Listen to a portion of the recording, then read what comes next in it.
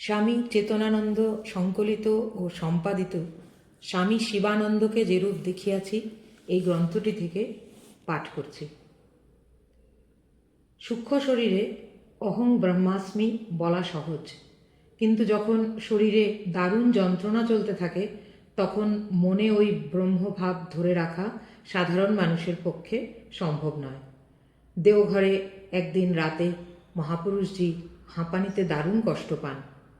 তার পরদিন সকালে তিনি সমবেত সাধুদের বলেন, কাল রাতে এক মজার ব্যাপার হয়েছে। হাঁপানিতে এত কষ্ট হচ্ছিল যে প্রাণ যেন যায় আর কি। যন্ত্রণা যখন অসহ্য হলো তখন মনে করলুম, দূর ছাই, আমি কেন এত কষ্ট ভোগ করব? আমি তো দেহ নই, অসুস্থ শরীরের আমি তো আত্মস্বরূপ। তাই ধ্যানে বসে গেলুম। বুড়ো বয়সের ধ্যান কিনা, অল্পক্ষণেই ধ্যান খুব জমে গেল।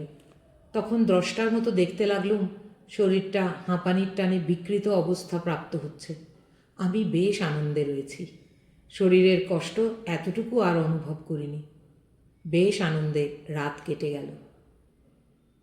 শিবানন্দ স্মৃতি সংগ্রহ, পৃষ্ঠা 505।